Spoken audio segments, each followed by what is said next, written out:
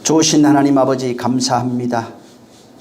부족한 자를 세워주셨사오니 입술에 기름 부어 말씀의 지혜와 지식과 능력 주시고 오직 성령에 감동되어 성령으로 말하고 전하며 성령으로 또 우리가 듣고 깨달아서 그 말씀의 진리를 알므로 하나님이 하나 되어진 것, 나로 하나 되어진 그 증거를 가지며 또 그 가진 증거를 증거할 수 있는 능력이 있도록 우리를 축복하여 주시옵소서. 종교적 신앙과 이론적 믿음이 아닌 실체 살아계신 이를 내가 알았고 경험하고 또 본 바요 만진 바요 증거한 바 되었다고 고백했던 바울처럼 이 고백이 우리의 고백이 되어지도록 우리를 축복하시며 또 우리를 인도하여 주시옵소서. 육체는 끊임없이 나를 유혹하고 있고 욕망은 끊임없이 나를 저주하며 율법 아래 나를 이끌어 진리의 길로 나아가지 못하도록 나를 해방하는 이때에 오직 성령으로만 이끌려서 정말 세상의 모든 소욕과 생각과 이론과 지식을 다 타파하고 성령의 사람이 되어지는 생명 가진 자가 된 자로 주님 앞에 세워지는 자들이 되게 하시옵소서. 주님이 오늘도 함께 하시고 복 주시기를 원합니다. 처음부터 끝까지 성령의 역사하시기를 원하고 예수 이름으로 축복하고 기도했습니다. 아멘. 자, 누가복음 18장입니다. 1절에서 8절.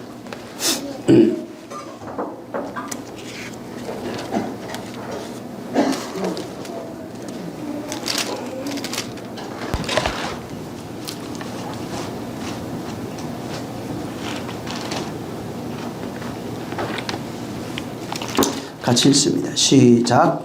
항상 기도하고 낙심치 말아야 될 것을 너희에게 비유로 하여 가라사대 어떤 도시에 하나님을 두려워 아니하고 사람을 무시하는 한 재판관이 있는데 그 도시에 한 과부가 있어 자주 그에게 가서 내 원수에 대한 나의 원한을 풀어주소서 하되 그가 얼마 동안 듣지 아니하다가 후에 속으로 생각하되 내가 하나님을 두려워 아니하고 사람을 무시하나 이 과부가 나를 번거롭게 하니 내가 그 원한을 풀어주리라. 그렇지 않으면 늘 와서 나를 괴롭게 하리라 하였느니라.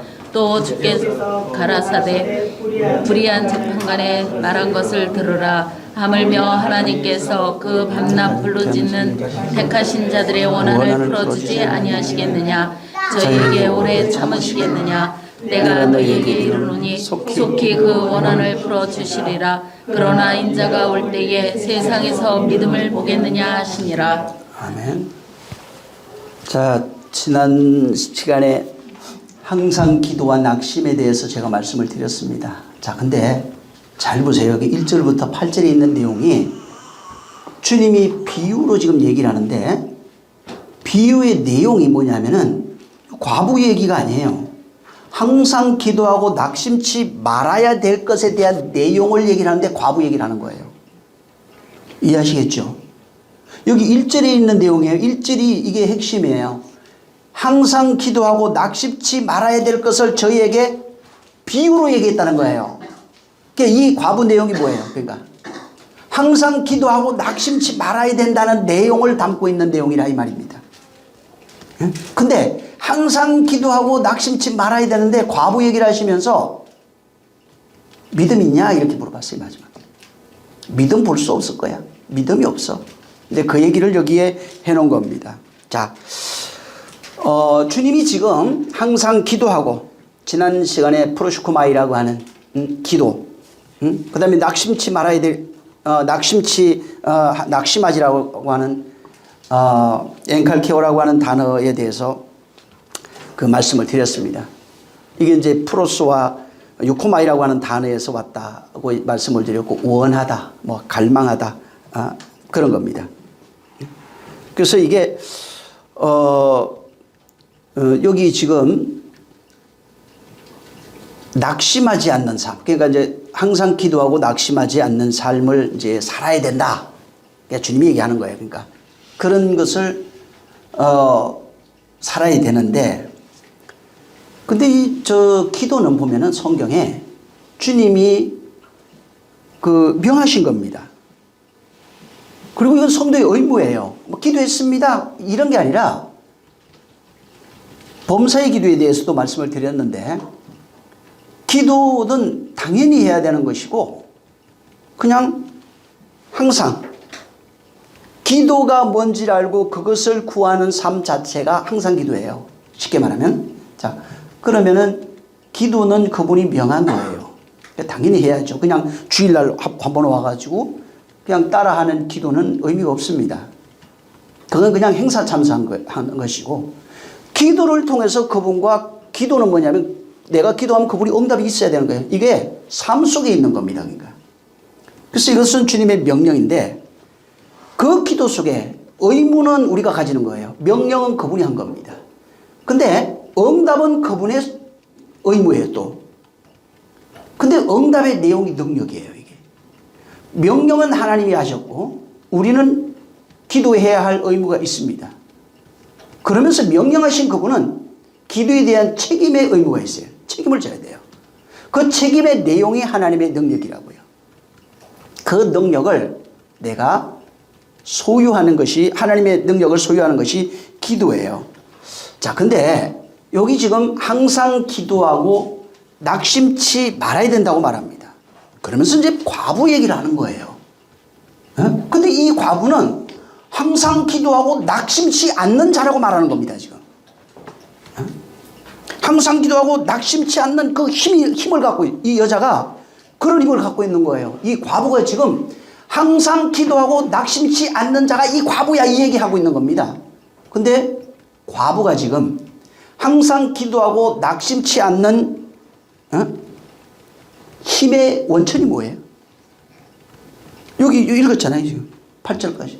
항상 기도하고 낙심치 않는 거야. 야, 과부가 지금 이 항상 기도하고 낙심치 않는 자야. 근데 이 과부는 항상 기도하고 매일 막 괴롭게 하는 거예요. 그 힘의 원천을 갖고 있어요. 뭐라고 돼 있냐면 여기에 원한 때문에 그래요. 사무치는 원한을 갖고 있는 거예요. 과부가 지금 원한 때문에 항상 기도하고 낙심하지 않는 그런 삶을 살고 있다는 겁니다. 원한이 있다는 거예요. 원한이 없으면 이게 안 되는 거예요. 그러니까 원함, 원한이죠. 근데 보통은 보면은 기도 그냥 교회 가서 예쁘게 아름답게 좋아요. 그거 필요한데 그게 아니라 그러니까 남들 하는 거 따라 할 수밖에 없는 거예요. 그냥 필요할 때 뭐 일 생기면 기도할 수밖에 없는 거예요. 지금 그 얘기를 하는 게 아닙니다. 기도는 그분이 명하신 거예요. 그래서 기도에 대해서도 지난번에 얘기했고 여러 번 제가 말씀을 드렸어요. 기도는 반드시 그분의 언약, 약속이 있어야 된다고 말씀을 드린 겁니다. 자, 근데 원한이 있대요. 이 과부, 이 본문에는 지금 본문에서 한번 보자고요. 본문에서 이 과부가 항상 기도하고 낙심하지 않는 자라는 겁니다. 근데 이 과부가 항상 기도하고 낙심치 않을 수 있었던 이유는 원한을 가지고 있어요, 지금. 원한을 가지고 있는데 누구에 대한 원한이에요, 근데? 재판관이 아니에요, 지금.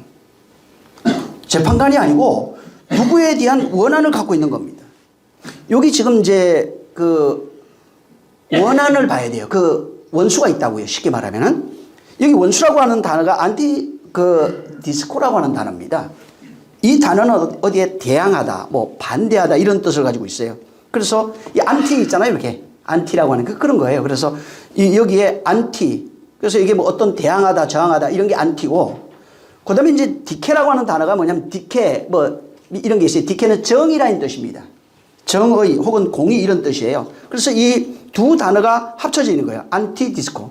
디케가 합쳐져서 안티 디스코라고 하는 단어를 가졌는데 이게 이 뜻 자체가 어떤 것에 대하여 대항하고 반대하고 이런 걸 말합니다. 자, 근데 이 본문에 이 단어가 쓰여졌어요. 원수라고 하는 단어로 쓰여졌는데 그러면 이 본문에서 쓰여졌던 그 원수라고 하는 단어로 이 단어가 쓰여지면서 여기에서 말하는 게 뭐냐고요. 여기를 잘 보면 어떻게 되냐면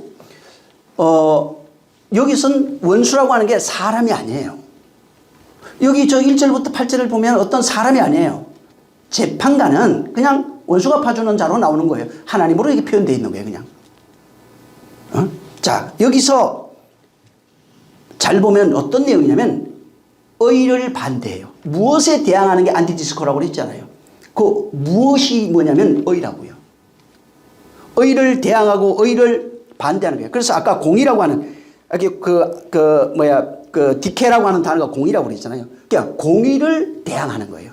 공의에 대하여 반대하는 거예요. 이 뜻이에요. 안티디스코가. 그러니까 공의에 대해서 반대하고 공의에 대해서 대항하는 겁니다. 응? 자, 근데 이 디스코라고 하는 단어가 쓰여진 데 보면은 마태복음 5장 25절에 나와요. 거기에 보면은 너를 송사하는 자와 함께 길을 갈 때 급히 사화할 때 거기 이제 송사하는 자가 여기 저기 안티디스코예요. 그러면서 거기에 송사하는 자가 너를 재판관에게 넘겨줘서 재판관이 관여에게 내어주고 옥에 가둘까 염려하라 할 때 송사하는 자 할 때 거기 안티디스코예요. 그 다음에 저 베드로전서 5장 8절에 근신하고 깨어 너희를 대적하는 마귀가 우는 사자같이 두루삼킬 자를 두루다니며 삼킬 자를 찾느니라 할 때 여기에 대적이라는 단어예요. 그러니까 이거 잘 보면 요 단어가 쓰여진 데를 보면 어떻게 되냐면 송사라는 뜻이에요. 송사하는 거예요. 이게 지금 송사하는 자가 있고 그 다음에 대적하는 자로 나와요. 자, 여기에 그러면 송사하는 자, 대적하는 자라는 뜻이에요. 이게 뭐예요? 송사하는 게 뭐예요? 대적하는 게 뭐냐고요? 율법이에요. 율법. 이 본문의 지금 18장에 율법이에요. 송사하는 자, 대적하는 자는 바로 율법이에요. 자, 그러면은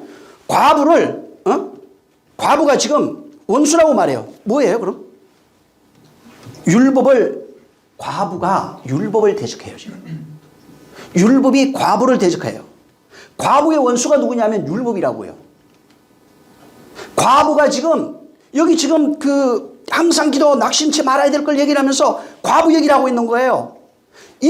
그러면은 이 내용도, 여기 18장에 있는 내용도 성경 전체를 초월하지 않는 거예요. 무슨 얘기냐면, 여기에 하나님의 뜻이 담겨 있는 거예요. 이게 뭔가 은혜와 진리와 뭐가 연결이 돼 있어요. 율법과 은혜와 진리와 연결이 돼 있는 거예요. 그래서 여기 송사하다, 대적하다 할 때 아까 거기 마태복음 5장 25절에 있는 내용하고 베드로전서 5장 8절에 있는 내용에 나오는 대적 혹은 송사라고 하는 게 율법을 상징합니다. 그래서 여기도 마찬가지인데 과부가 지금 18장에 과부의 원수는 오직 율법이에요. 자, 이게 무슨 말이냐면 모든 사람, 지금 예수님 비유로 얘기하고 있잖아요. 과부를 들어서 얘기하고 있는데 인류에서 지금 태어난 모든 사람이 선악과 먹은 사람들입니다. 자, 선악과 먹은 모든 사람들은 율법과 결혼한 사람들이에요. 율법과 결혼해서 율법의 씨를 받고 율법의 자식을 낳으며 율법의 신부로 살아가고 있다 이 말이야. 그러니까 하나님 보시는 거예요. 나는 김씨하고 결혼했는데 이게 아니고 하나님 볼 때는 너희는 율법 아래 태어나서 율법 아래 율법과 결혼하여 율법의 씨를 받고 율법의 자식을 낳으며 율법 아래 율법의 신부로 살아가고 있는 존재라고 말하고 있는 겁니다. 자, 근데 율법과 결혼했을 때와 파혼했을 때는 완전히 달라져요. 자, 보세요. 율법과 결혼해서 아까 얘기했죠. 율법의 씨를 받고 율법의 자식을 낳으며 우리가 결혼해서 하는 게 그거예요. 그냥 김씨하고 결혼했어도 율법과 결혼한 거예요. 자, 그래갖고 살아가고 있어요. 율법의 신부로 살아가는데 문제는 뭐냐면은 율법의 남편이 죽어버렸어요. 이게 문제가 돼요. 인류는 아직 율법의 남편이 죽은 자가 안 죽었어요, 다들. 근데 예수 믿는 자는 죽어버려요. 율법의 남편이 죽어요.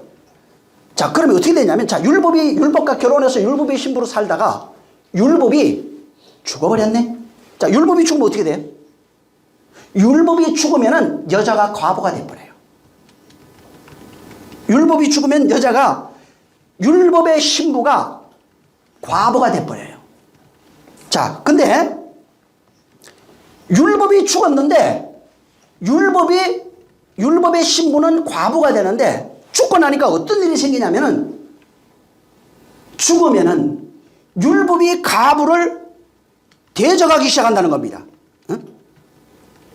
율법이 과부를 대적하기 시작해요. 그래서 율법의 남편이 죽었는데 율법이 자기 부인을 원수로 대하기 시작해요. 갑자기 죽으면 그렇게 돼요. 안 죽으면 아니에요. 안 죽으면 짝인데 죽으면 원수가 돼버려요. 그래서 율법이 자기 그 부인을 원수로 대하고, 부인도 율법이 나를 원수로 대하는 것을 자기가 알아요. 자, 원한을 풀어주소서 그럽니다. 여기 지금 이 과부가 내 원한을 풀어주소서. 그 원한을 풀어달라가 뭐냐면 복수하다 이런 거예요. 복수하다, 원수를 갚다 그런 겁니다.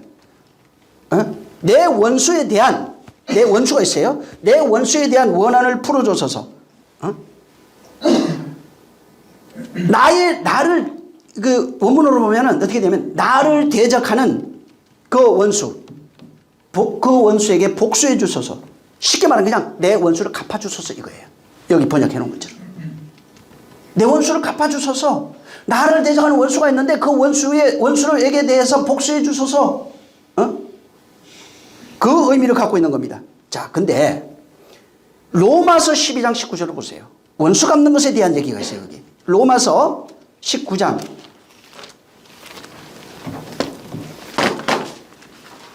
로마서 19장 12장 19절 12장 19절 미안합니다. 자, 한번 시작. 내 사랑하는 자들아 너희가 친히 원수를 갚지 말고 진노하심에 맡기라. 기록되었을 때 원수 갚는 것이 내게 있으니 내가 갚으리라고 주께서 말씀하시니라. 네, 원수 갚는 것은 너희가 갚지 마, 내가 갚을 거야 이렇게 되어 있어요. 자, 원수 누가 갚는 거예요? 여기 재판장으로, 본문에는 재판장으로 나와 있는 하나님이 갚는 거예요. 여기 똑같아요. 로마서 12장 19절에 원수는 너희가 갚는 게 아니야, 내가 갚는 거 이렇게 얘기를 하네요. 히브리서 10장 30절에 이와 똑같은 말씀이 있어요. 원수 갚는 것이 내게 있으니 내가 갚을 것이다 이렇게 돼 있어요. 그러니까 원수는 누가 갚는 거예요? 하나님이 갚는 거예요. 자, 원수를 그럼 풀어줘야 되는데, 지금 과부의 원한을 풀어줘야 되는데 재판관이 하는 겁니다. 원수는 하나님이 갚는 거예요. 자, 모든 성도, 안 믿는 자와 믿는 자가 달라요. 안 믿는 자는 율법의 신부로 살아갑니다. 성도라고 할 때는 달라져요. 이건 뭐냐면 성도는 율법의 남편이 죽은 자예요. 자, 근데 율법의 신부로 살아갈 때는 율법에 대한 자각이 없어요, 별로. 하지만 성도가 되면은 율법에 대한 자각이 생겨요. 어떤 자각이 생기냐면, 성도가 되고 나니까 전에는 율법이 나와 짝 했거든요. 근데 어느 날 내가 성도가 딱 되는 순간, 예수 믿고 성도 되니까 어떤 일이 생기냐면 율법이 나를 대적하기 시작해요. 고소하기 시작해요. 율법이 나를 괴롭히는 거예요. 모든 성도는 그래서 진짜 교회 다니고 예수 믿고 하나님을 아는 사람은 율법이 끊임없이 나를 괴롭히는 걸 알 거예요. 아, 이러면 안 되는데. 이것조차도 없으면 예수 안 믿는 사람이에요, 사실. 정죄가 있어야 됩니다. 응? 정죄가 있어야 바뀌는 거예요. 근데 정죄가 없어요. 아무렇지도 않아요. 그냥 죄져도 아무렇지도 않고, 나쁜 죄도 아무렇지도 않고. 죽을 때까지 육신으로 있는 동안에는 죄질 수밖에 없어요. 근데 예수 믿는 자는 진리가 와서 그걸 깨닫게 하고 그것을 진리로 바꾸는 겁니다. 그래서 진리로 생명이 무엇인지, 자유, 죄에서, 정죄에서 자유가 뭔지를 알고 고백할 수 있는 겁니다. 자, 성도가 되면은 율법이 나를 괴롭히는 걸 압니다. 과거 율법의 아내로 살아갈 때, 율법의 신부로 살아갈 때는 율법이 내 편에 있었어요. 그래서 항상 나를 지지해요. 네가 하는 거 다 맞아, 괜찮아? 응? 나를 지지합니다. 나를 옹호합니다. 내 편이 돼서 응원해 줍니다. 내 편이 돼서 지지해 줍니다. 근데 그때는 그래서 내가 하는 게 다 맞아. 난 다 알아. 근데 예수 믿고 나니까 눈 떠서 잠들 때까지 전부 다 찔려버려요. 율법이 고소하고 있는 거예요, 그게 욥기에도 나오는 거예요. 끊임없이 나를 고소하고 있는 자가 누구냐면은, 괴롭히고 있는 자가, 나의 원수로 살던 자가 누구냐면 전 남편이에요. 그게 율법이라 이 말이에요.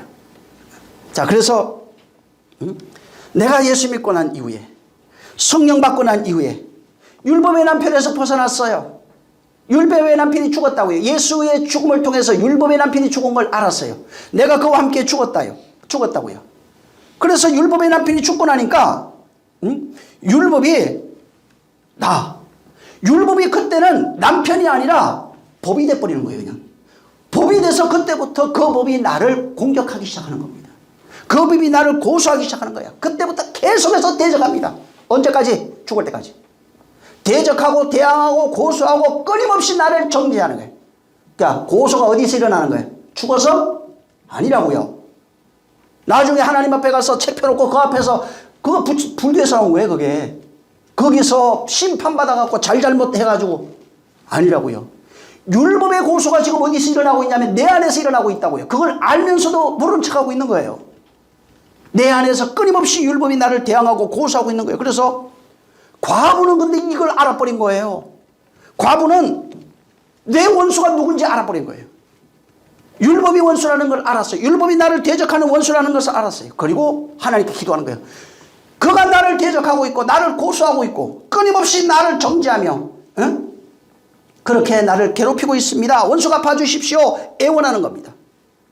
그래서 과부의 기도는 이 지금 원수가 나를 괴롭히고 있어요. 내 원수가 나를 힘들게 하고 있어요. 그래서 원수가 나를 힘들게 하고 있는데 괴롭히고 있는데 그 원한을 갚아주소서 하는 거예요. 자, 지금 원한을 하나님은 갚아준다고 말합니다.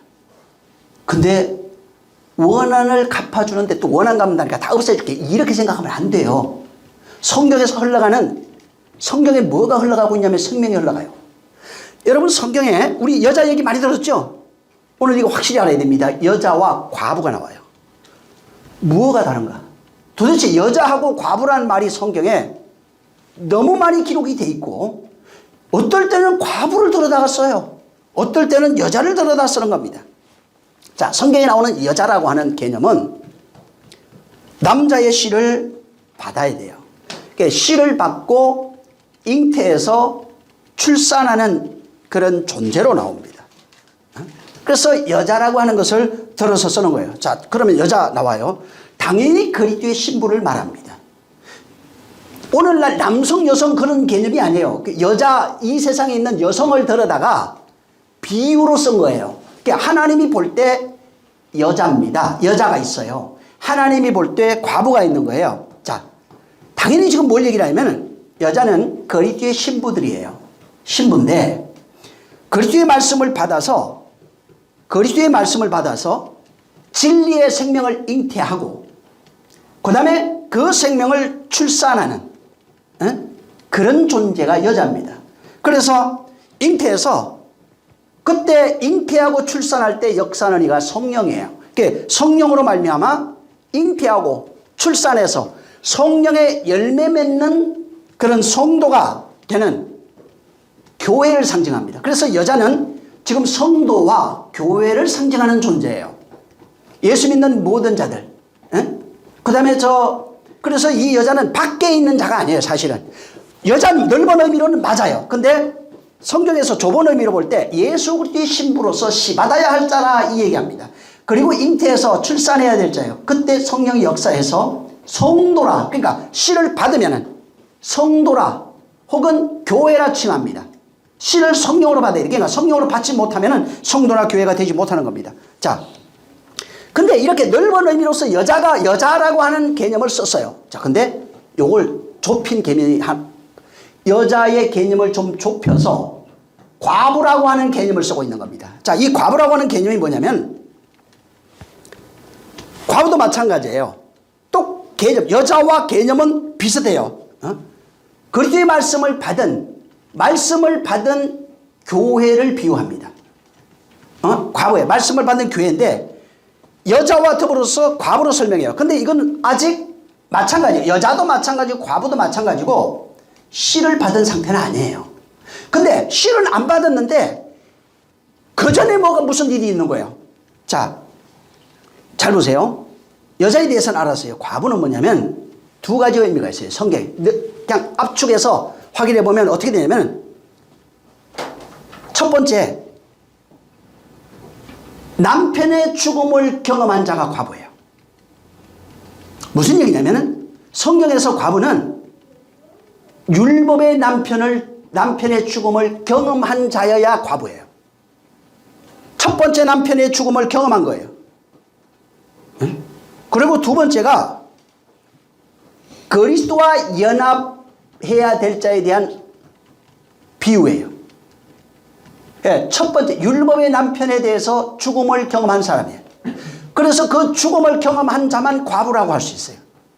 그리고 그리스도와 연합해야 될 존재로서 그를 설명하고 있는 겁니다. 그래서 교회라고 할 때 여자도 나중에 교회가 되고 과부도 마찬가지입니다. 그래서 과부는 좀 더 이렇게 좁은 의미로서, 여자는 그 넓은 의미로 이렇게 설명을 하는데, 과부라고 딱 들어가면은 남편의 죽음을 경험하지 못한 여자는 과부가 안 돼요.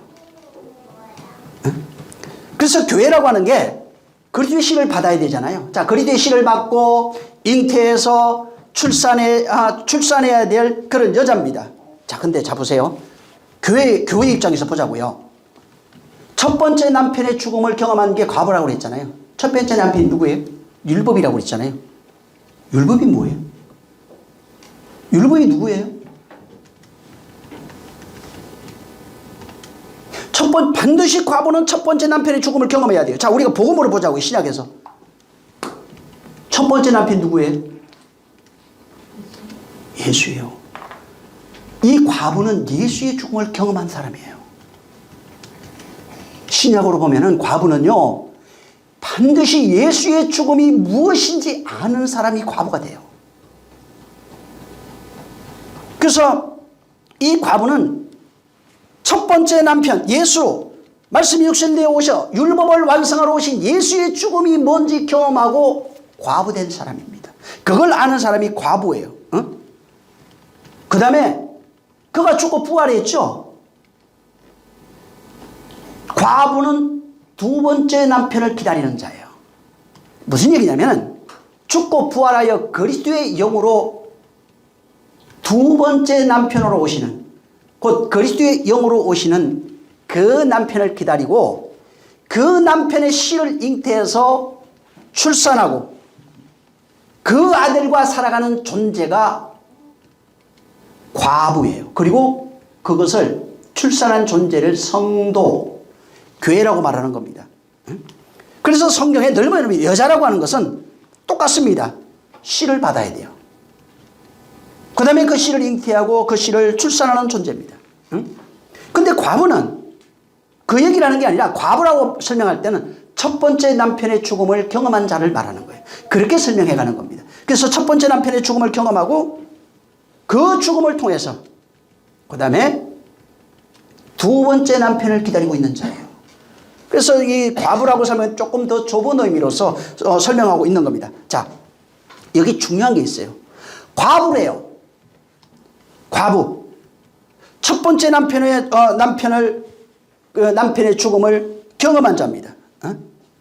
자, 근데 이 과부는 첫 번째 남편의 죽음의 내용을 알고 있는 사람이에요. 첫 번째 남편의 죽음의 내용, 율법이 쉽게 말해서 첫 남편으로 죽은 거예요. 예수가 쉽게 말하면 율법을 완전케 하기 위해서 율법으로 죽은 겁니다.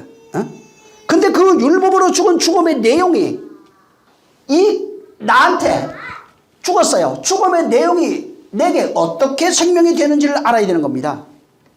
죽었는데 죽었습니다, 아멘, 믿습니다가 아니라고요. 그 죽음의 내용이 어떻게 내게 생명이 되는지. 여러분, 인간은요, 모든 인간이 똑같습니다. 목사건 목사, 해리백은 상관없어요. 모든 인간이 똑같은 것이 뭐냐면 육체로 살아가는 동안에는 욕망이라는 것이 있어요. 그래서 목사도 죄질 수 있어요. 얼마든지 타락할 수 있습니다. 목사가 그럴 수 있냐고, 그럴 수 있다니까. 성경은 그럴 수 있다고 얘기를 해요. 그래서 왜 그러냐면 그게 자아의 욕망 때문에 그런 거예요. 자아의 욕망. 이 인간이라고 하는 것은 자아의 욕망이 있어요. 근데 그 자아의 욕망이 나라고요. 다만 그 형성되는 과정에서 좀 삐딱하게, 좀 좋게, 뭐 이렇게 절제 잘하고 좀 못하고 이 차이일 뿐이라고요. 그게 나라고요. 나. 그래서 나라고 하는 것이 이 땅에 태어나서는 인격을 갖추기 시작하면서 나의 확장이 일어나요. 나의 확장, 나의 생존이에요. 그러니까 나의 생존이면 육신이 산다고 말하지만 결국은 뭐냐면 내 혼의 확장입니다. 내 혼의 생존이에요. 그래서 보통 보면 근데 보통 그래요. 나는 나로 살지 않습니다. 내가 세상을 향해서 살고 뭐 어떤 지식을 위해서 삽니다 라고 말해요. 혹은 어떤 다른 일을 위해서 사회를 위해서 삽니다 라고 말하는데 결국은 뭐냐. 자, 내가 사회를 위해 살아요. 왜 그렇게 살죠? 내 안에 있는 내면의 자아가 그렇게 형성이 돼 있어요. 그리고 이것을 만족하기 위해서 나의 확장이 일어난 거예요. 내 내면의 확장이 외연으로 나타났다 이 말이에요. 남을 위해 사는 것도 자기 만족이에요. 내 안에 그런 인격이 형성되어 있지 않으면 스스로 그것이 만족스러워. 난 그것이 행복해요. 그래서 사는 거라고요. 그래서 결국은 따지고 보면 모든 것 따지고 보면 자기 확장이에요. 자기 만족이라고요. 자기를 위해서 그렇게 살아가는 거예요. 유명한 사람들 정치가들도 있어요. 예를 들어서 독립운동을 한 사람들도 있죠. 결국은 그것이 옳다고 생각해서 옳다고 여겼던 나의 확장이 독립운동으로 나온 거예요. 그리고 거기서 죽기도 하는 거예요. 남을 죽이는 것이 이것이 옳은 일이라고 생각했을 때 얼마든지 총을 갖다 댈 수 있는 거예요. 그걸 죽일 수 있는 거예요. 자아의 확장이에요. 전부 다. 이 세상에 있는 모든 이치는 자아의 만족을 위한, 자아의 성취를 위한, 자기 만족을 위한 자아의 확장일 뿐인 겁니다. 그래서 결과적으로 얘기하면 전부 다 나의 확장이에요. 나의 생존의 법칙인 거예요. 그러면서 그걸 알면서도 서로 그냥 속아주는 거예요. 그래 훌륭합니다. 정치인들 나라를 위해 한다고 그러잖아요. 결국 보세요. 자기 만족이지. 자기 기쁨이잖아요. 자기 소원 성취잖아요. 돈 버는 것, 공부하는 모든 것, 세상 살아가는 모든 것, 남을 위해 사고 세상을 위해 살고 다른 사람을 위해 사는 모든 것이 결국은 뭐예요? 나를 위해 사는 거라고요.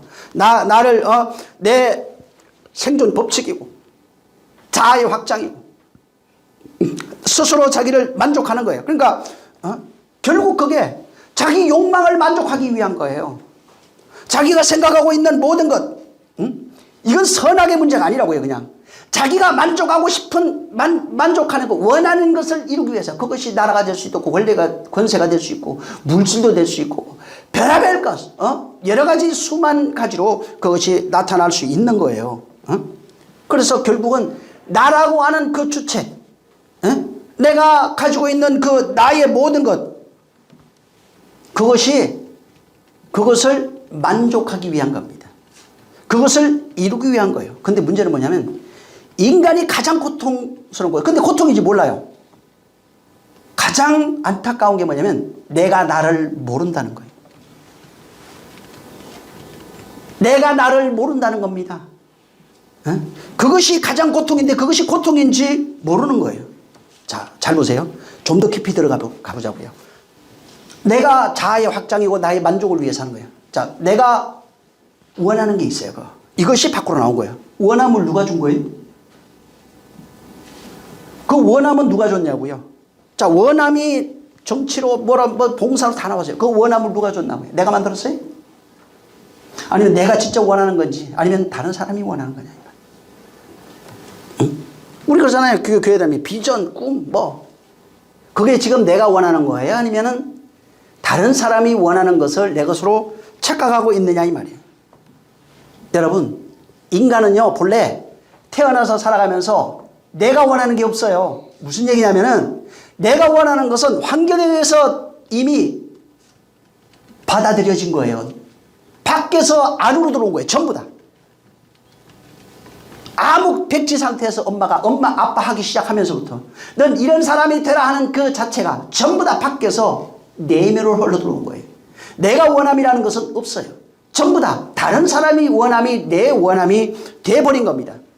자아의 성취, 꿈의 성취 전부 다 누구예요? 결국은 내 안에서 만들어진 것이 아니라 밖에서 만들어져 있는 것, 세상의 것이 내 안으로 전부 다 흘러 들어온 겁니다. 그래서 나를 나로 규정하는 게 어디에서 오냐면 전부 다 밖에서 들어온 거예요. 외부에서 전부 다 들어온 거예요. 자, 이렇게 내가 나로 규정하고 만들어져 있는 모든 내면의 자 혹은 이것이 어디서 형성이 된 거냐면 결국은 밖에서 들어와서 나라고 하는 것이 형성이 됐다 이 말이에요. 자, 밖에서 들어온 그 밖에 건 뭐예요 그럼?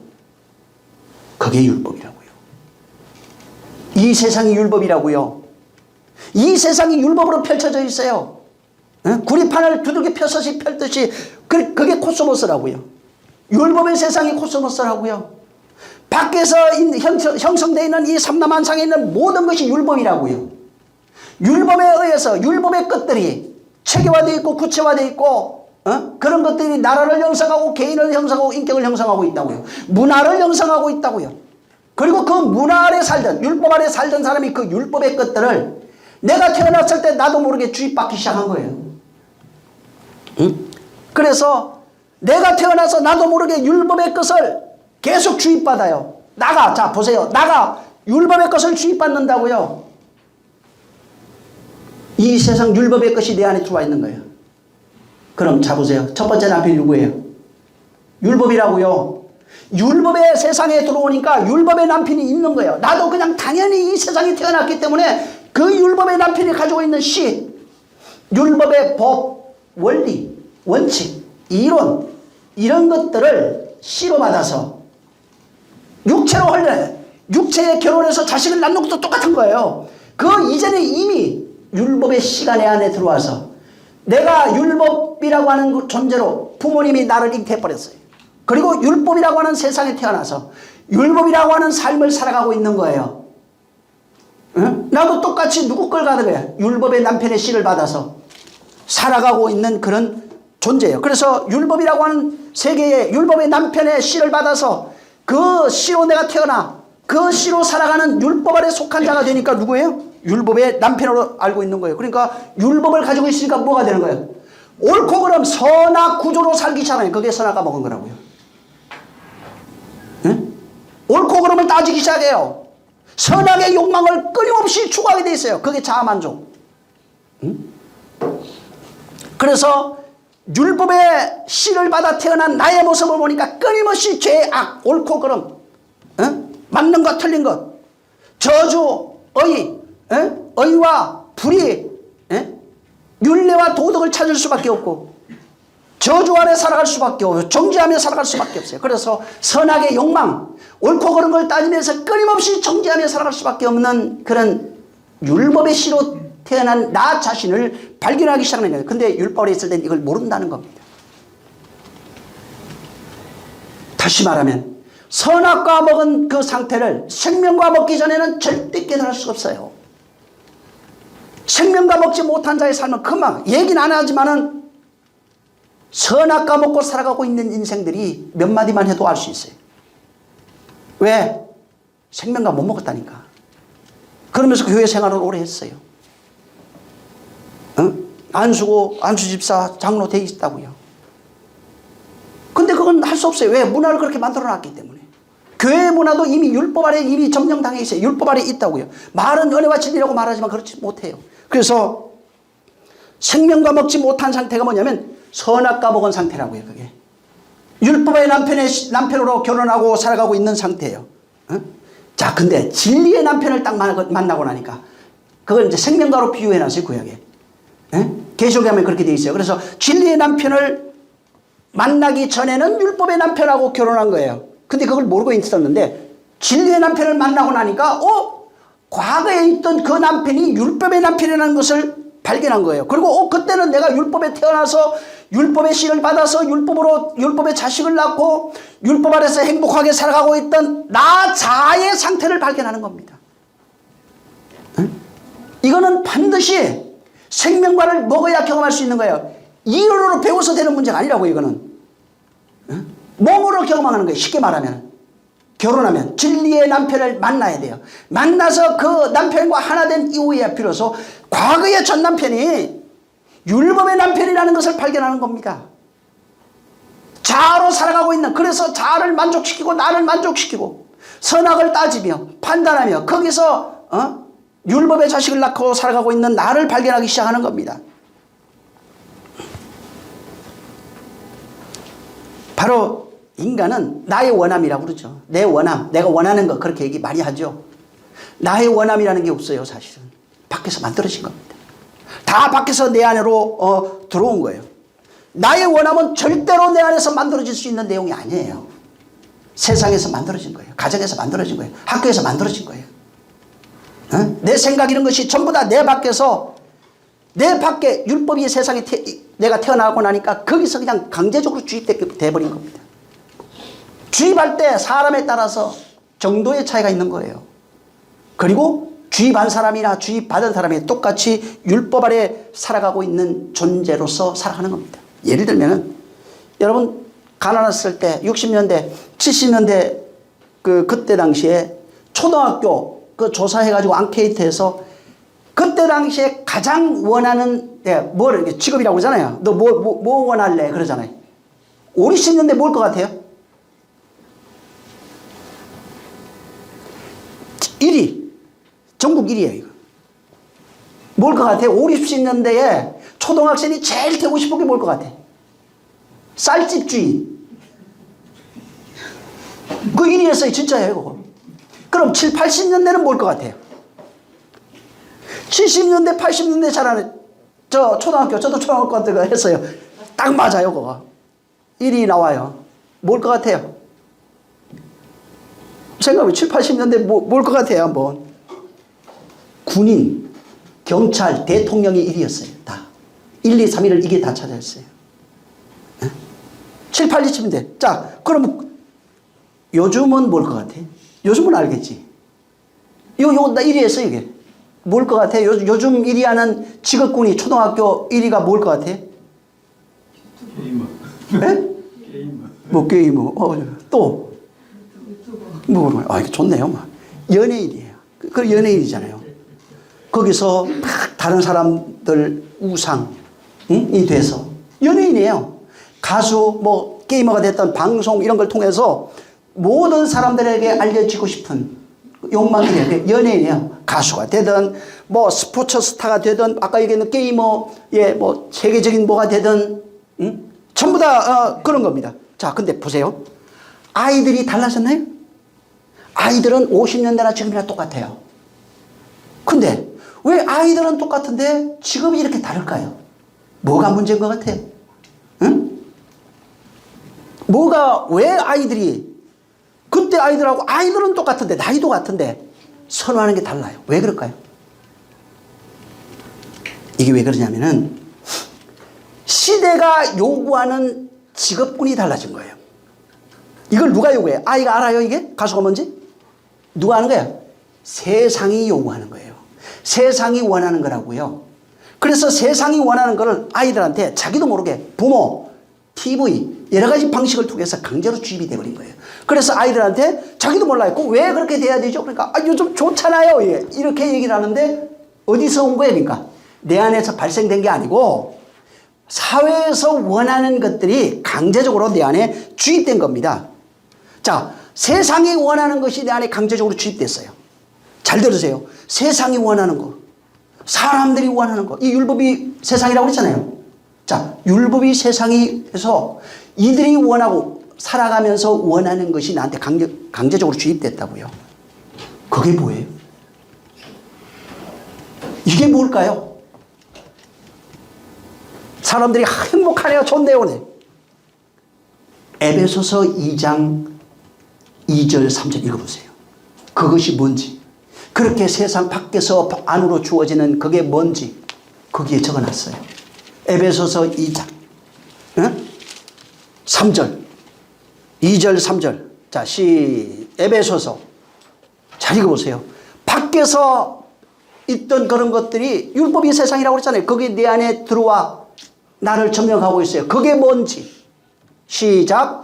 그때에 너희가 그 가운데서 행하여 이 세상 풍속을 쫓고 공중의 권세 잡은 자를 따랐으니 곧 지금 불순종한 아들들 가운데서 역사하는 영이라. 전에는 우리도 다 그 가운데서 우리 육체의 욕심을 따라 지내며 육체와 마음에 원하는 것을 하여 다른 이들과 같이 본질. 잘 보세요. 그때에 예수 믿기 전에 이 세상 풍조를 따르고 공중권세 잡은 자를 따랐대요. 예수 믿기 전에 언제? 율법 아래 있을 때.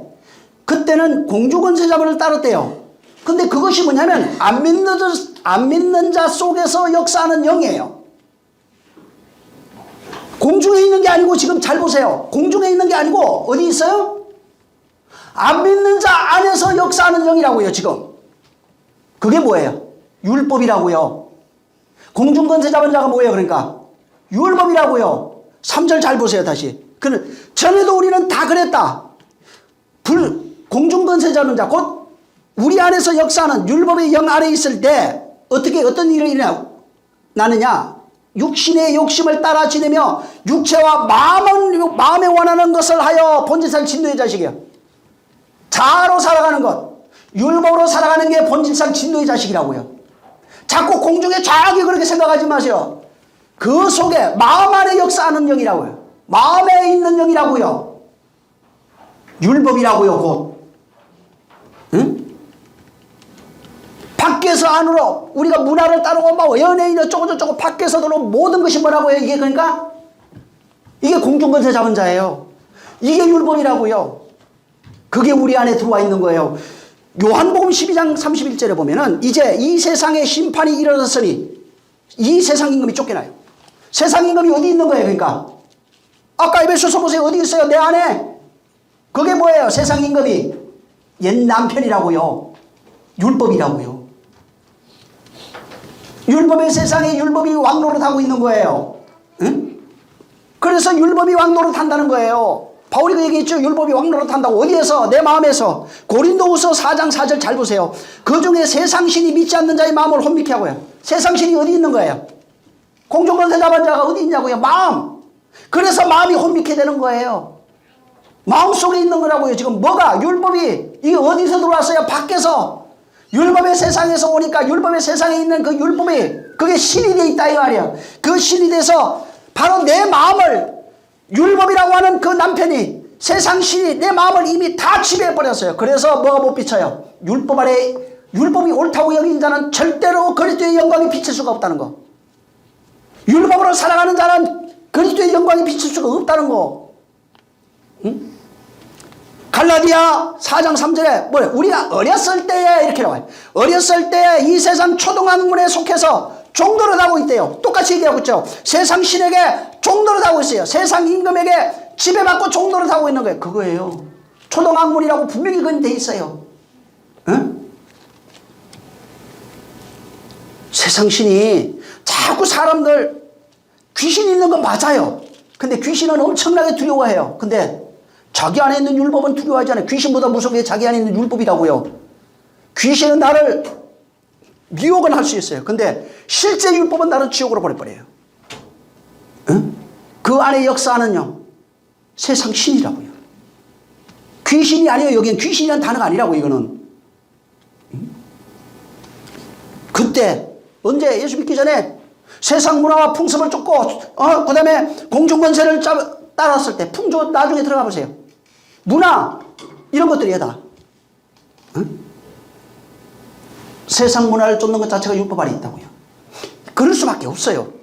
나쁜 거냐? 아니야, 나쁜 거 아니요. 세상 태어나면 그렇게 살 수밖에 없어요. 다만 예수 믿고 나니까 그것이 율법의 남편이라는 것을 깨닫게 되는 겁니다. 응? 무슨 얘기냐면 외부에 있는 율법의 세상에 오니까 율법의 세상에 있는 것들이 부모나 사람이나 친구나 이런 자들에 의해서 욕구가 일어나요. 나에 대한 원함이 있다고요. 근데 그 밖에 있는 타인의 원함이 내 안에 들어와서 나의 원함과 하나 돼버린 거예요. 이 나의 원함과 하나가 되니까 그것이 나의 욕망이 돼요. 그것이 나의 자아로 형성이 되는 겁니다. 그리고 밖의 것이 율법이 내 안에 들어와서 나의 자아가 형성이 되고 내 인격과 하나 돼버리니까 강력한 힘을 발휘해요. 그때 율법의 강력한 힘을 발휘해요. 이때 내 안에서 형성되어 강력한 힘을 발휘해 절대로 요동할 수 없는 것을 바울이 보고 견고한 진이라고 얘기했고, 강력한 힘이 발생해서 이 신에 의해서 내가 움직이기 시작하는 것을 우상숭배라고 합니다. 우상이 어디 있어요? 그러니까 절에 있는 게 아니라 내가 만든 율법의 우상을 내 안에 만들어놨다 이 말이에요. 율법의 우상을 자기 안에 만들어놓고 거기에 평생을 굴복하며 살아갑니다. 그래서 성격이 그래서 못됐고 아니라니까. 밖에서 혹은 환경에서 주어진 자아의 인격이 내가 스스로 만든 신이 자기 안에 있는 거예요. 그걸 구약에서는 금송아지라고 얘기한 겁니다. 자기가 만들어 놓은 거예요. 남 핑계댈 거 전혀 없어요. 응? 자기가 그렇게 세상에 누가 봐도 견줄 수 없는, 하나님도 감히 견줄 수 있는 강력한 신을 만들어 놨어요. 그래서 하나님도 심판하는 거예요. 자기가 정죄할 수 있는 거예요. 응? 어디 있느냐 그 신이? 응? 팔공산에 있는 게 아니고 어디 있어요? 내 안에, 자아 안에 그걸 만들어 놓은 거예요. 그래서 바로 우상이 내 안에 나를 지배하고 있는 겁니다. 응? 그래서 내 안에 있는 이 욕망, 밖에서 들어온 욕망이에요. 다만 그것이 내 자아와 하나 돼서 바로 이상하게 나라고 하는 인격이 밖에서 들어온 욕망과 하나 돼서 돌연변이가 발생해 버렸어요. 돌연변이의 그 내용이 우상이에요. 누구 말도 안 듣습니다. 이 강력한 진을 가지고 있는 사람은 누구 말도 안 들어요. 그리고 이 진이 깨지지 않는, 이 진을 깨야 되는데, 성경이 깨는 방법을 얘기했어요. 깨야 되는데 이 진을, 강력한 진을 깨는 것은 하나님 말씀밖에 없다고 선언했어요. 근데 문제는 이 진을 깨려면은 믿음이라고 하는 것이 없으면 절대로 불가능해요. 예수 믿어도 안 돼요, 이게. 응? 강력한 진을 파는 하나님의 능력은 맞아요. 내가 그 강력한 진을 파는 하나님의 말씀이 들어오는 역사를 경험하지 못하면은 교회 백날 다녀도 안 깨집니다. 절대로 안 바뀝니다. 그래서 예수 믿어도 목사가 되고 장로가 돼도 그 모양 그대로, 그 성질 그대로. 응? 율법의 종로로 타면서 끊임없이 뭐라고 되어 있어요? 잘 읽으세요. 나중에 읽어드렸던 거. 평생 죽을 때까지 종로로 다 죽는 거예요. 그래서 예수 믿어도 구원 못 받는 자가 많습니다. 사실. 왜? 평생 종로로 타는 거예요.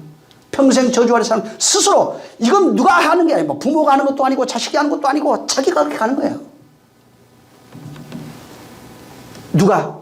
내가 나의 자아와 밖에서 요구하는 그 율법에 만나서 돌연변이가 돼서 우상이라고 하는 견고한 진을 만들어 놓고 그 우상을 섬기며 살아갈 수밖에 없는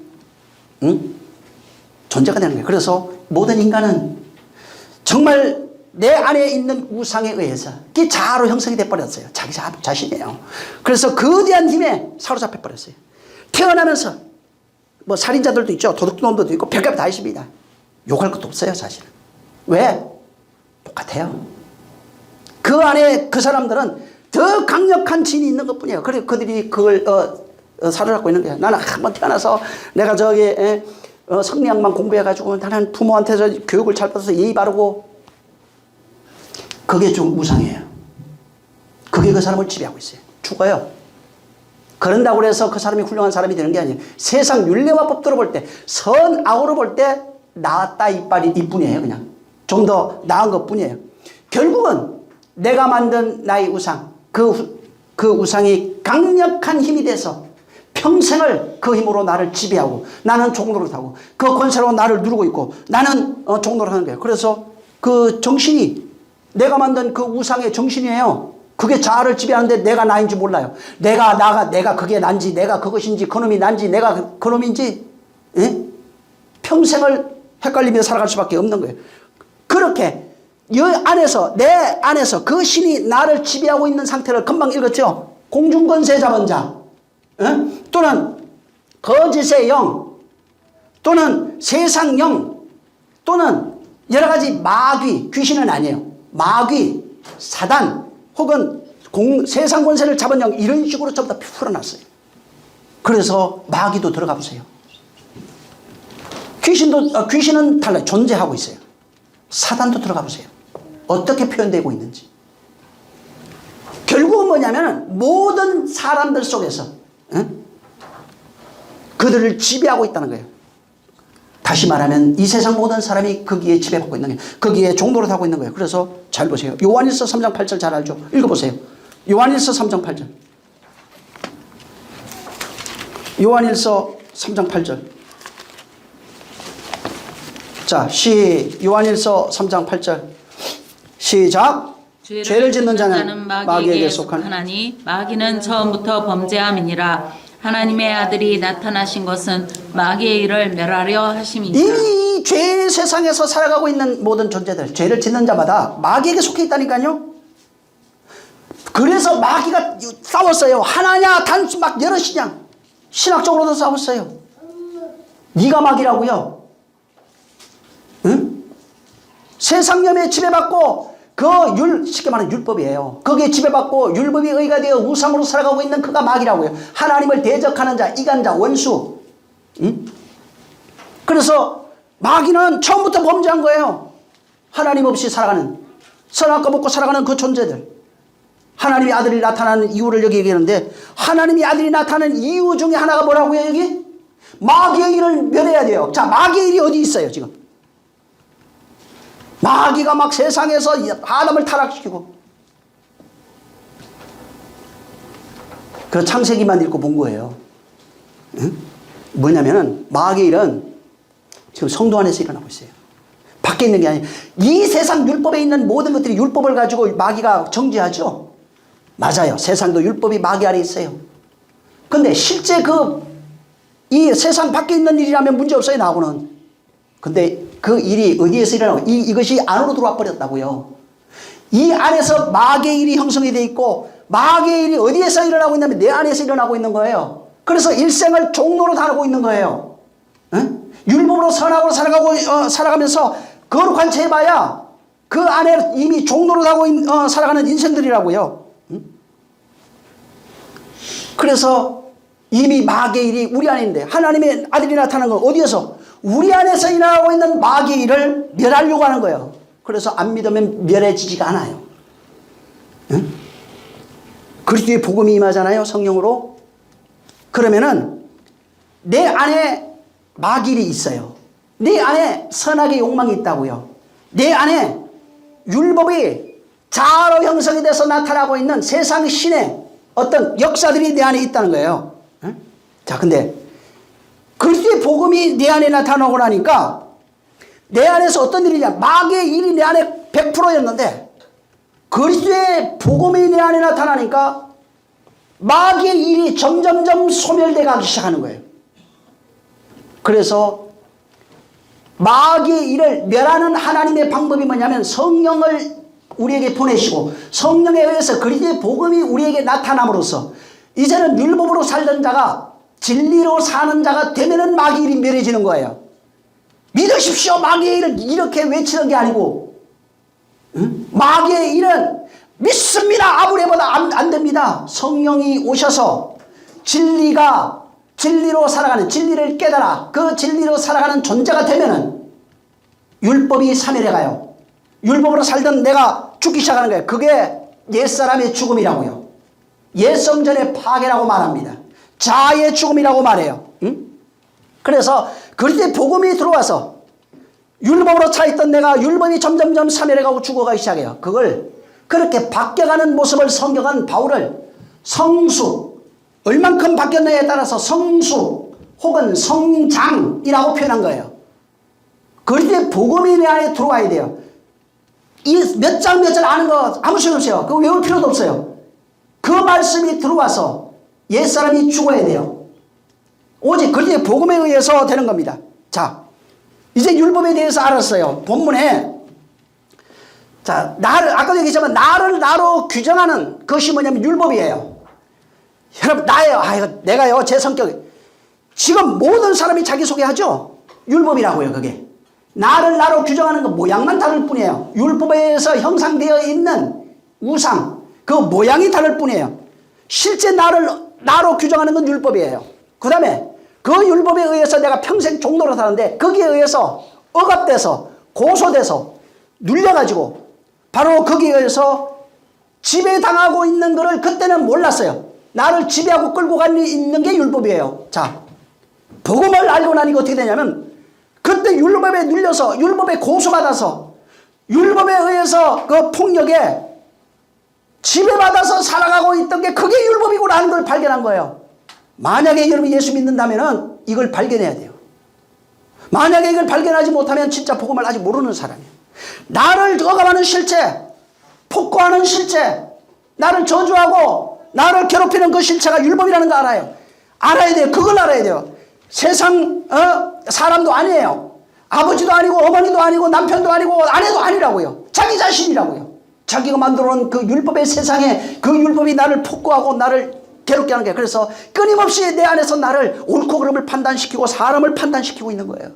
누구라고요? 율법이에요. 응? 율법은 그래서 율법 안에서 내가 결혼해서 율법의 씨를 받아서 그 아이 잉태하고 율법의 자식을 내가 낳았어요. 육신으로 낳는 것도 똑같은 거예요. 내 안에 있는 게 밖으로 나온 거라고요. 그게.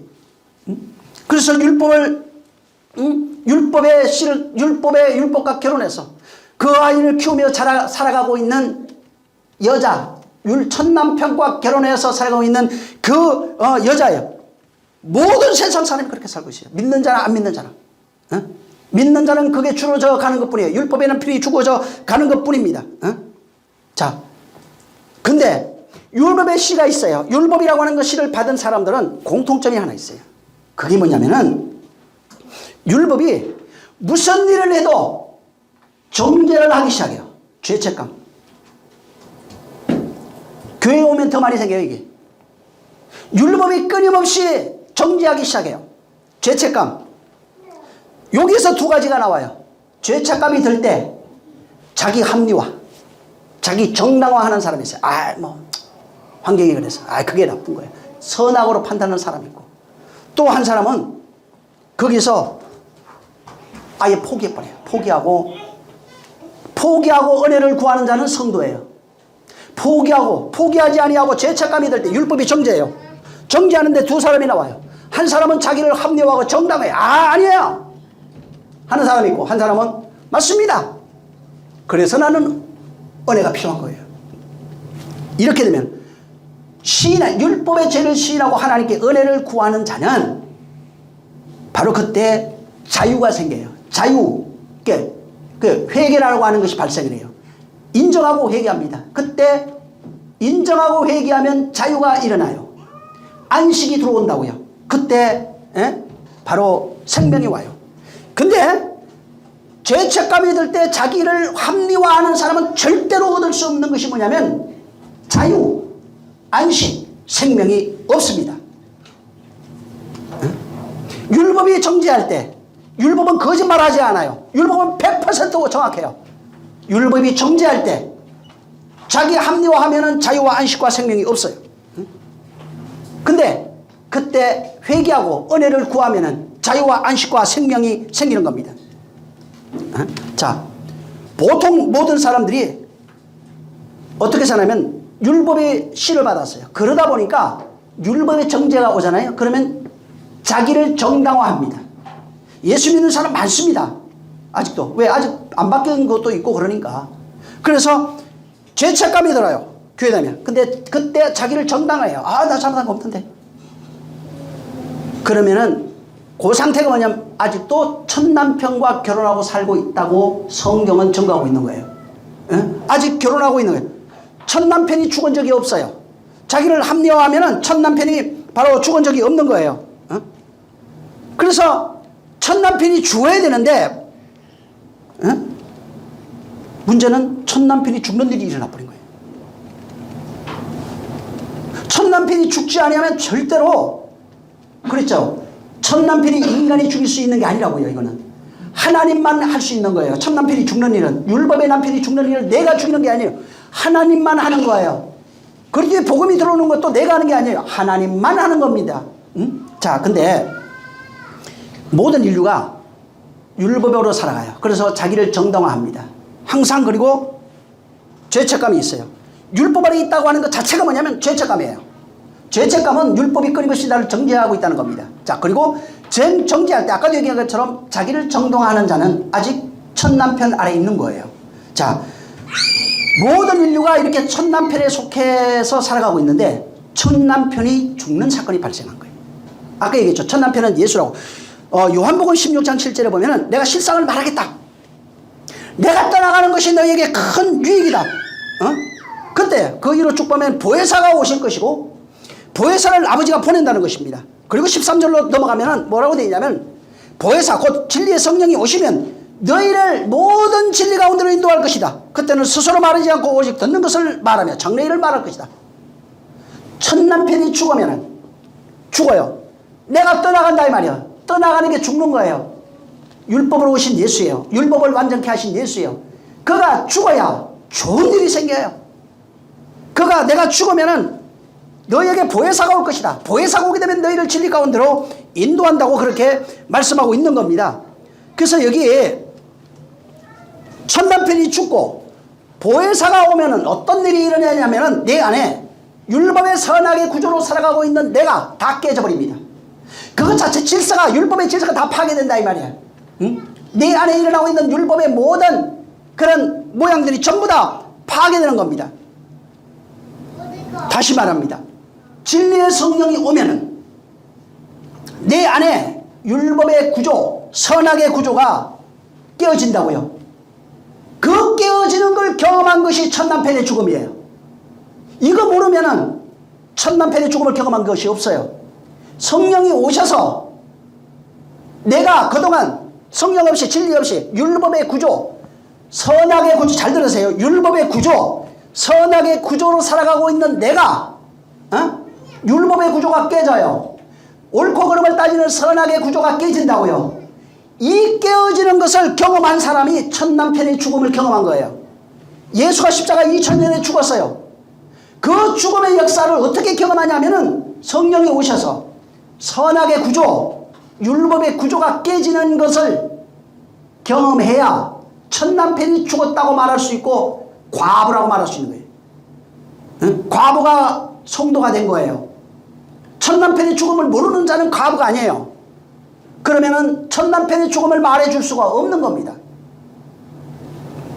그래서 성경에 이렇게 율법의 구조, 선악의 구조가 깨어져서 첫 남편의 죽음을 경험한 사람을 과부라고 그래요. 그래서 과부는 반드시 첫 남편의 죽음이 어떻게 죽음이 일어났는지를 알고 있는 사람이에요. 여자는 아니에요. 여자는 통칭해서 말한 거예요. 씨 받아야 될 존재, 씨를 받아서 잉태해서 출산해서 살아가야 할 존재로 말한 것이고, 과부는 반드시 첫 남편의 죽음을 알고 있는 자, 경험한 자만 과부라고 말할 수 있는 겁니다. 자, 문제는 이 본문에 과부래요. 이제 과부 알았죠? 자, 과부라고 하는데 하도 저 빨리 끝내달라는 요청이 많았어요.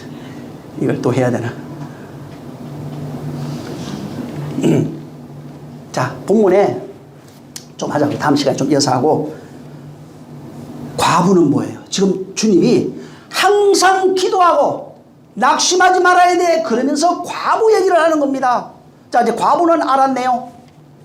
과부는 알았는데 이 과부는 뭐냐면 그전에는 율법이 남편이 돼서 자기를 규정해 줬어요. 옳고 그른 것, 선악간에 자기 욕망으로 살아가는 존재가 됐어요. 근데 남편이 확 죽어버렸네. 확 죽어버리니까 이제부터는 자기 자신을 규정해 줄, 나로 규정할 남편이 없어져 버렸어요. 의지하고 살아갈 남편이 없어진 존재예요. 그러니까 자기를 설명해 줄 남편이 없어져 버렸어요. 이 여자가 이걸 알고 있는 거예요. 자기를 설명해 줄 남편이 없어져 버렸어요. 내가 누구냐? 네가 누구예요? 남편이 없으니까 아무것도 아닌 거예요. 그냥 과부예요. 응? 나에게 씨를 줄 자도 없어요. 여기 굉장히 중요한 내용이 있어요. 사실 이 본문에. 응? 남편이 죽어서 나라고 하는, 자, 율법이라고 그랬잖아요. 자, 율법이랑 죽었네요. 율법에 의해서 나가 어떤 존재인지 규정이 됐어요. 그리고 나라고 하는 존재가 표현이 됐던 거예요. 나를 설명해 줘야 되는데 율법의 남편이 죽으니까 내가 누군지 몰라 이제는. 응? 나를 설명할 방법도 없고 나를 나로 규정할 방법이 없어진 거예요. 그게 첫 남편의 죽음이에요. 응? 그래서 이 여자가, 자, 과부잖아요. 나를 나로 규정해 줄 남편도 없고 첫 남편의 죽음을 알고 있는 자예요. 자, 그러면서 주님이 얘기를 하네요. 항상 낙심하지 말고 기도해야 되는데 믿음까지를 설명을 하는 과정 속에 여기 과부 얘기를 넣으면서 과부가 원한이 있습니다. 내 원한을 갚아주세요. 계속 갔어요. 도대체 이거하고 이 1절에 있는 내용, 그 다음에 마지막 절 8절에 있는 내용 무슨 연관이 있을까? 응? 남편이 원수는 알았다고 그랬죠? 원수가 누구라고 그랬어요? 율법이라고 그랬죠. 율법의 남편이 죽었어요. 그리고 이제 죽고 난 후에 원한을 갚아달래요. 원한을 갚아달래요. 그러면서 재판장이라고 하는 재판장은 성경에 전부 다 하나님으로 나와요. 자, 비유한 겁니다, 그게. 과부가 지금 남편이 없어졌어요. 이제 다 나라고 하는 존재도 이제는 규정할 수가 없어요. 그리고 재판장 앞에 가서 원수 갚아주세요. 내 원한을 갚아주세요. 그랬어요. 자, 원수는 이제 아까 원한, 내 원한이 쌓여 있는데 원한이 있고 원수가 있는 거예요. 원수는 이제 율법이라는 것을 알았어요. 원한이 뭐예요?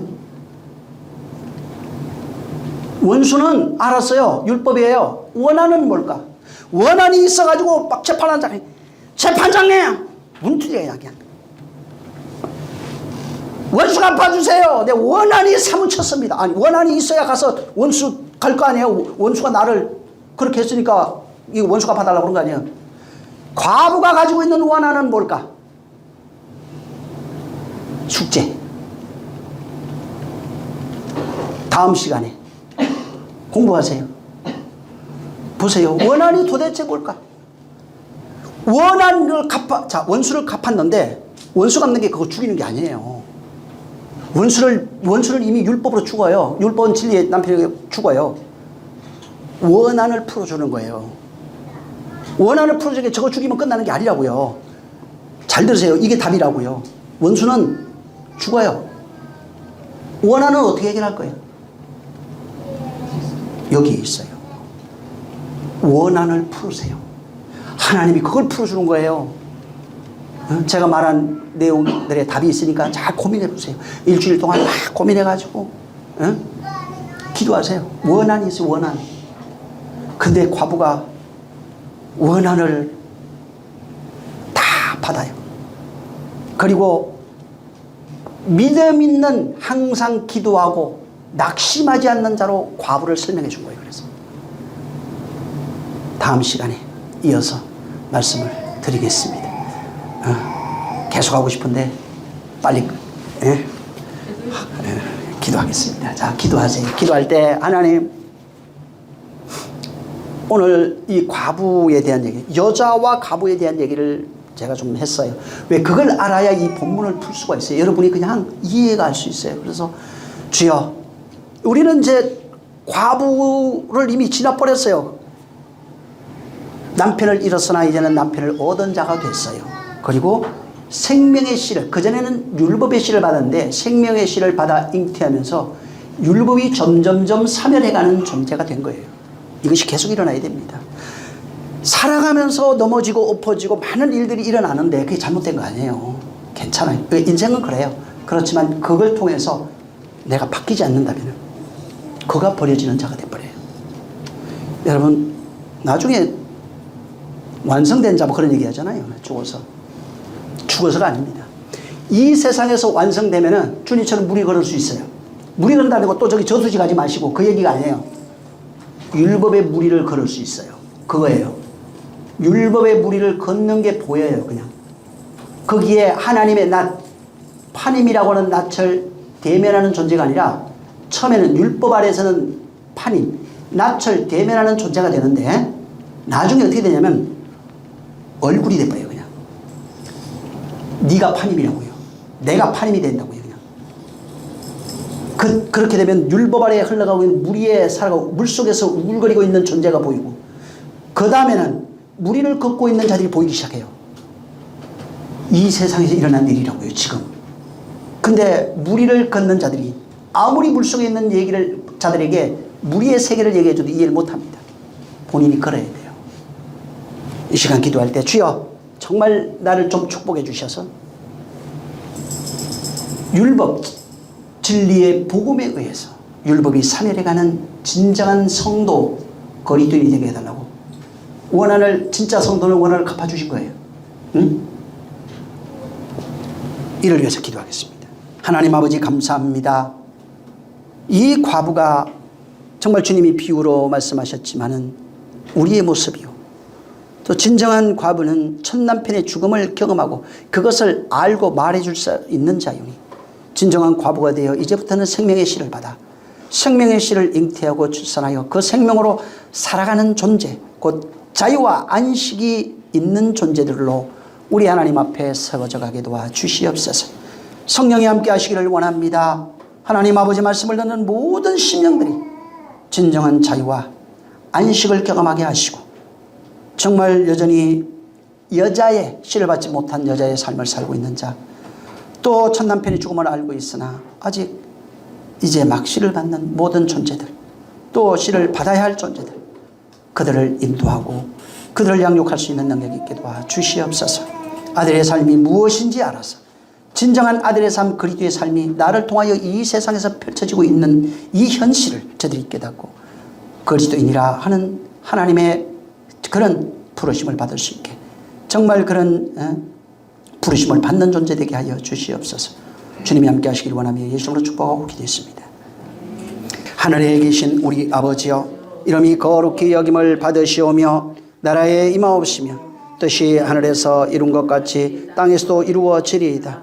오늘날 우리에게 일용할 양식을 주옵시고 우리가 우리에게 죄 지은 자를 사하여 준 것 같이 우리 죄를 사하여 주옵시고 우리를 시험에 들게 하지 마옵시고 다만 암에서 구하옵소서. 나라와 권세와 영광이 영원히 있사옵나이다. 아멘. 감사합니다. 크신 은혜와 복 주시옵소서. 크신 은혜와 복 주시옵소서. 크신 은혜와 복을 더하여 주시옵소서. 주님의 큰 기쁨이 있도록 역사하시고 하나님 아버지 역사하여 주시옵소서. 자, 우리 모든 영광